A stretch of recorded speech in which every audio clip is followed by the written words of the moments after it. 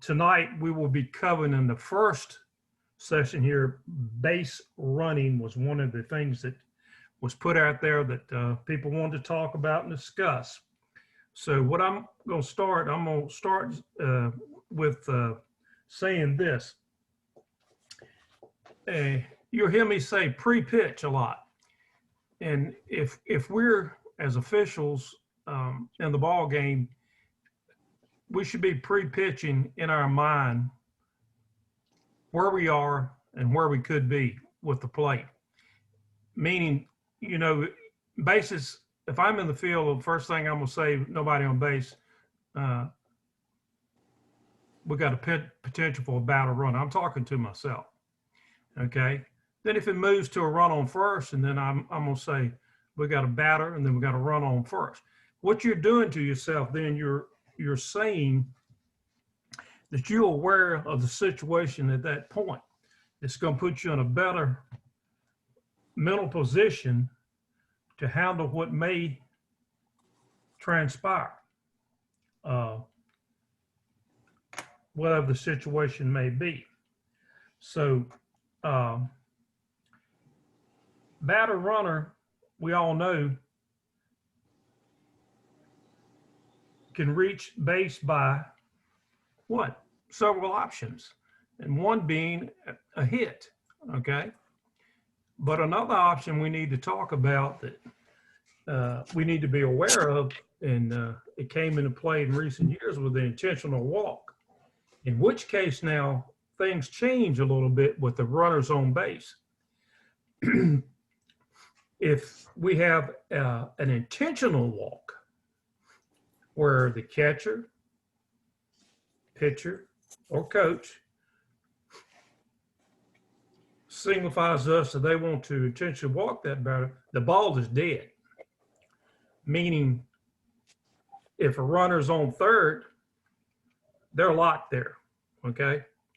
But if it's a walk on 4 balls, the ball is still live, okay? We still have people joining the meeting.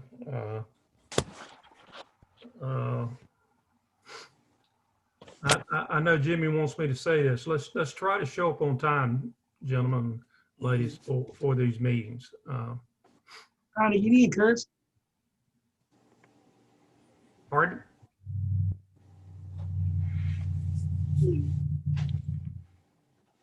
Okay, so let's keep the situation always in mind on how that batter becomes a batter runner, and then our calls will be based on what transpires from that point until the next pitch to the next batter. Okay, so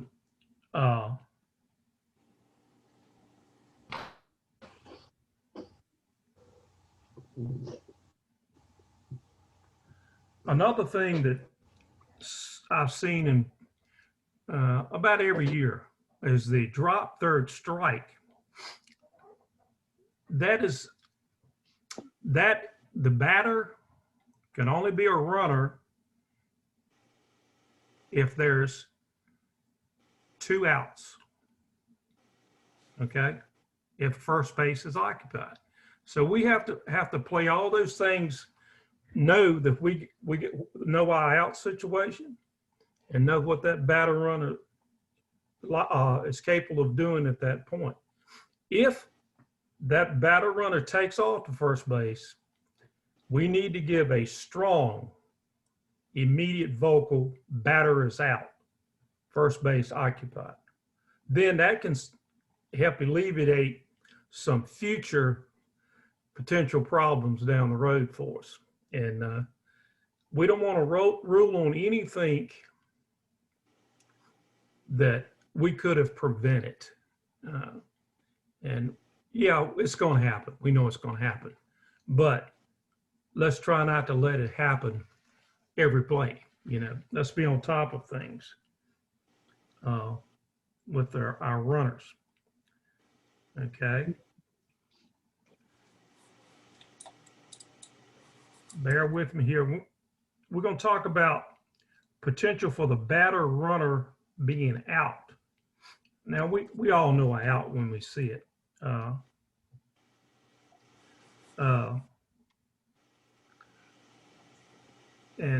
But what we want to talk about in this aspect is I don't want to get into the interference obstruction because I know that's been covered on other clinic, and I don't want to get into that too deeply. But let's think about when we're calling our outs, what we want to be vocal if necessary. We want to be, if it's a bang bang play, let's sell it and move on. We don't have to stand over the play, because if we stand over it, that's telling people that maybe there was some indecision there in my mind. If I see that I'm a coach, I'm saying, well, why is he still standing there? Let's be sure and know we have time to even make a bang bang call. See the play all the way through, and then make your call, safe or out. Go to your next position or return to the position you should have be in, and move to the next play is to move forward with the game like we should. Okay, so we were batter runner is out. One of the plays that happens more frequently than we like is, for some reason, that batter runner has hit no one's on base or maybe even on base, and for some reason that batter runner will retreat from even going to first base, going back to home base. Well, we know that's what? An out. And so that's the one thing that some of the little things that may catch us off guard in that situation are the batter runners. We're going to move to now something so simplistic, but that's a big responsibility when tracking our base runners, is touching bases in a legal order. We want to be aware that each player has touched a base when they're supposed to touch, and all runners must touch base in order. And if they don't, then that goes back to there's appeal plays for that. And like I said, I'm not digging into that because I know the appeal people's probably going to do that. But we want to be aware of them touching bases in their order, and that goes back to our pre-pitch. We got to make sure we touching bases, and then even bases that are awarded must have to be touched legally. When things that come off, some of the things come up during the season that I've seen,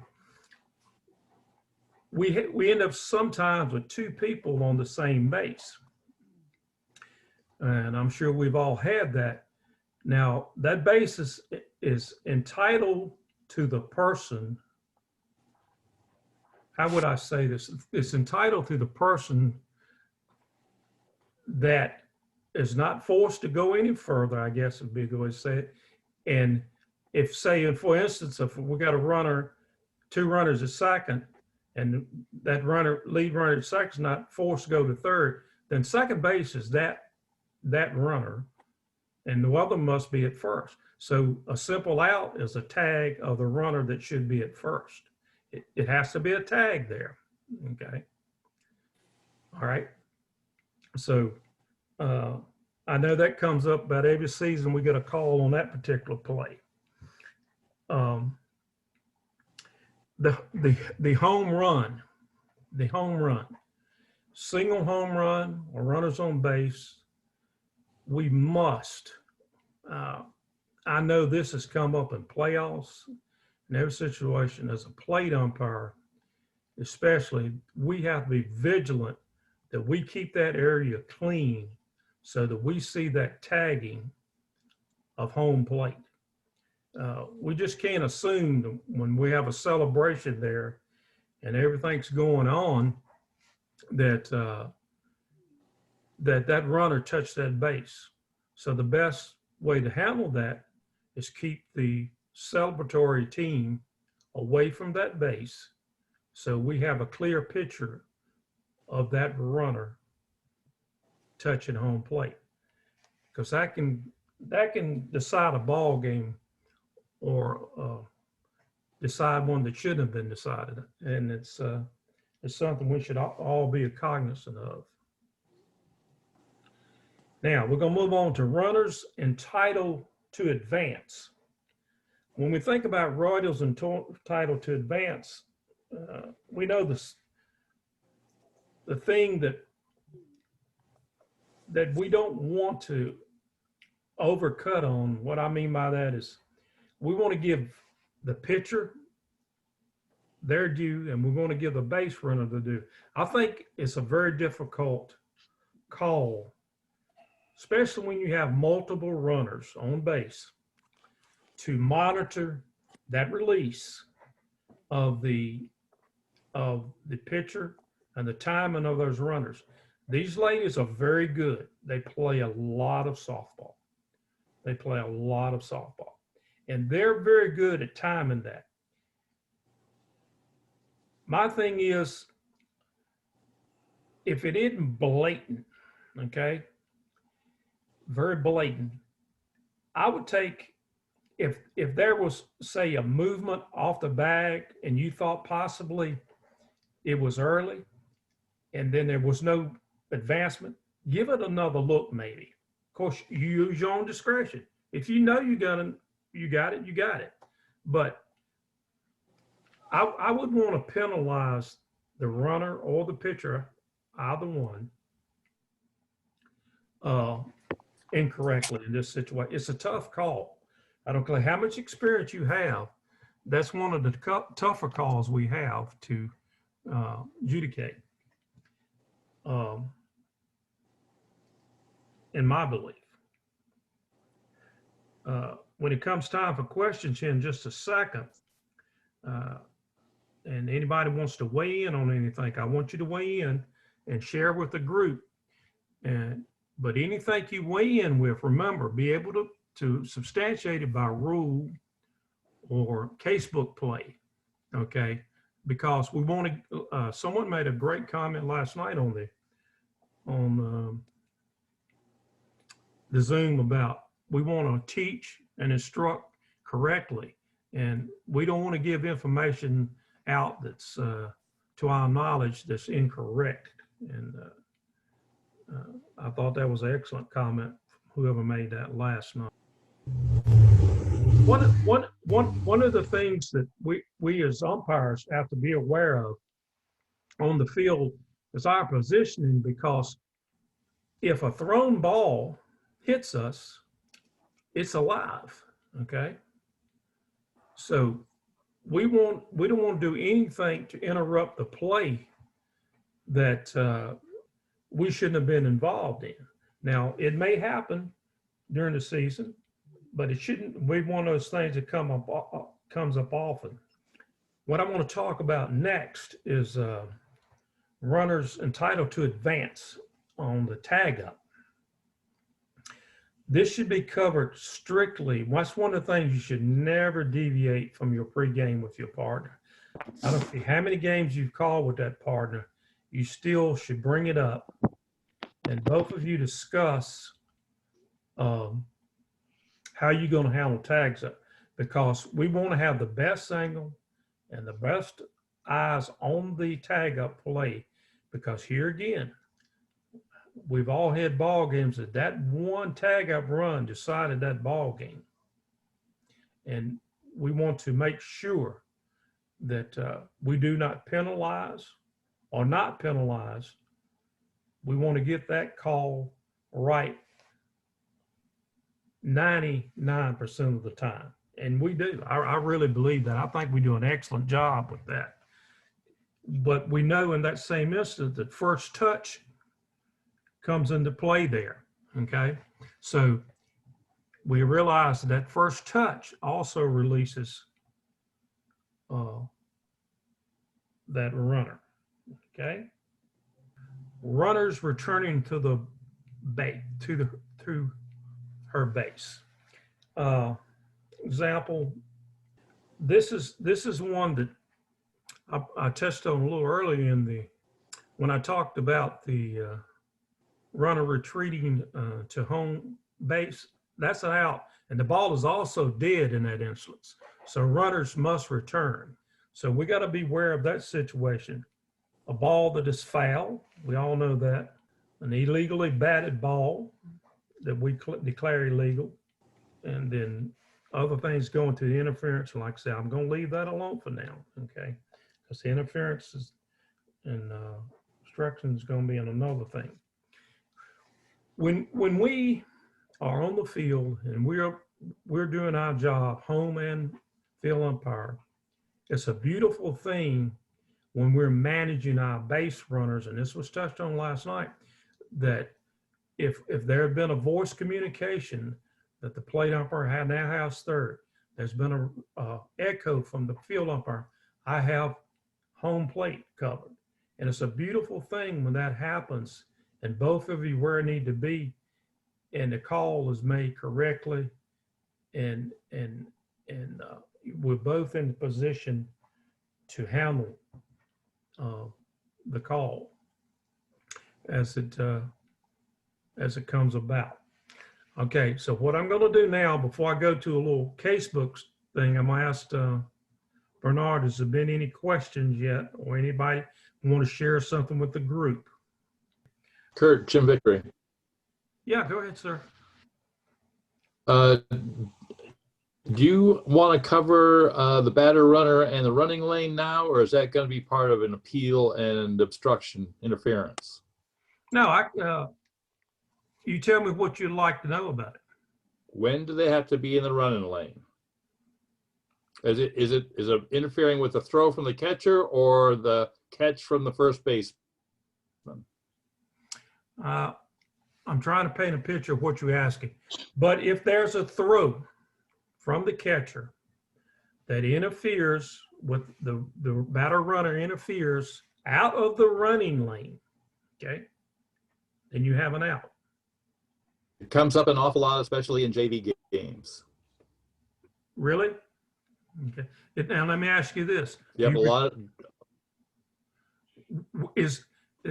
of runners running in fair territory after a drop third strike. Okay, I see that. Okay, do you remember the field is properly marked?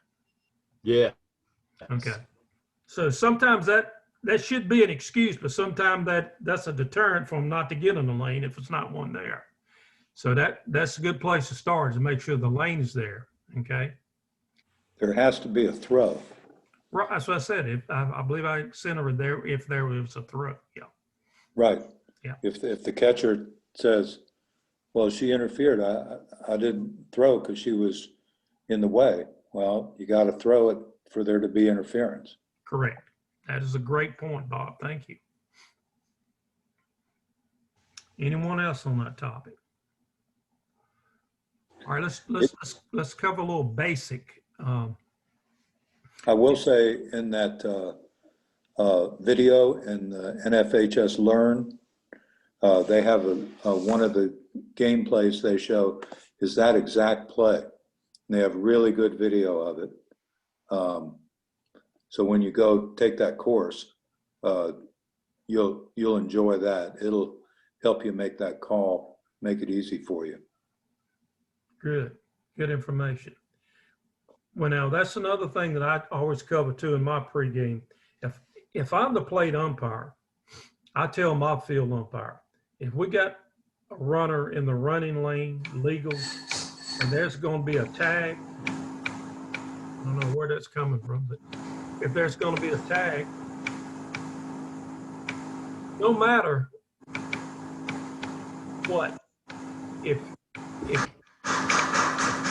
you see the tag, although I think the manual says something about so many feet, you know, the place got it, so many feet the field almost got. I believe there should be an out call when there's an out seam. And so it's better to have 2 out calls than not an out call. I guess that's what I'm saying. Yeah. So I want to talk about something basic just a second. The infield fly. Responsibility of communication prior to the possibility of that happening. Okay. Less than 2. Okay. First and second, third, whatever the situation, there's got to be a communication, and we know the signal we use for each other. And then if I'm the plate, if that ball goes up, I gather myself in position for the next move possibly to happen. Yeah, we know it's infield fly, but we still have time to call it. I guess I'm saying don't be too quick, especially near the lines, because we could have wind, the ball could travel out of play, and then we don't have an infield fly. It could be a routine fly ball. So that's just another one of those little things that grabs us sometimes, and we don't like to chew on that one when we miss it. It doesn't taste very good. Now, does anyone have anything else? I appreciate your attention. This is Eleanor. I just got a quick comment. On the infield fly, if it's along the line, just add in a statement at the end to say infield fly if fair, so people know that if it's a foul ball, then it becomes a foul ball. So just an additional verbal communication. True. You can certainly vocalize that. There's nothing wrong with saying that at all. And I suggest making it as very clairvoyant as possible. Anytime we're addressing anyone out there, I think we need to be clear in our enunciation of what we're saying, so it clears up confusion. And the common other thing that I've seen working with indoor umpires is the fact that if you have an infield fly with no outs, give the same signal at the change of every batter. Correct. Assume that the next batter automatically has, because the runners may have switched positions. So either What? out or K1 at the change of every batter. Yes, sir. Long timeout on top of that. Also, I would add on infield fly, be really loud, because everybody's going to be screaming. What?